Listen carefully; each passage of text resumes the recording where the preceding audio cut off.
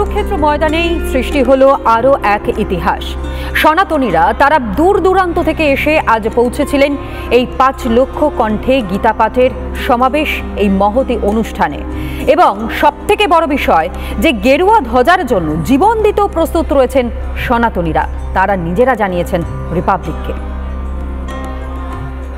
মুহূর্তে আমি যেখানে দাঁড়িয়ে রয়েছি সেখান থেকে আসল চিত্রটা দেখা যাচ্ছে। এই মুহূর্তে দেখুন, ব্রিগেড প্যারেড গ্রাউন্ডে যেদিকে তাকাবেন সেখানে গেরুয়াময়। আমি এই মুহূর্তের যে ছবিটা দেখাবো, ব্রিগেড প্যারেড গ্রাউন্ডে এখানে গেরুয়া, অন্যদিকে এদিকেও গেরুয়া। আমি প্রত্যেককে একটু বসে যেতে বলবো যারা এই মুহূর্তে রয়েছেন। প্রচুর মানুষজন রয়েছেন। বাগেশ্বর বাবা একদিক থেকে রয়েছেন, অন্য দিক থেকে এই মুহূর্তে প্রচুর সাধু সন্ত রয়েছেন। আমি সেই সাধু সন্তদের কাছে যেতে চাই এবং প্রচুর মানুষজন এই মুহূর্তে কেউ এসেছেন এখানে।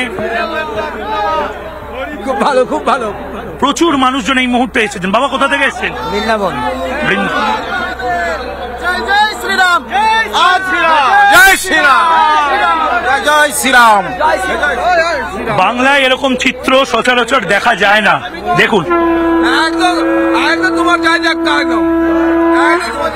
কোথা থেকে এসেছেন? আমি দুর্গাপুর থেকে। সনাতন খাতে জয় শ্রীরাম, জয় শ্রীরাম, জয় শ্রীরাম। প্রচুর জায়গা থেকে মানুষজন এসেছেন এই মুহূর্তে এবং সনাতনের জয় হবেই, সনাতনের জয় হবেই। পরিত্রাণ পাওয়া যাবে।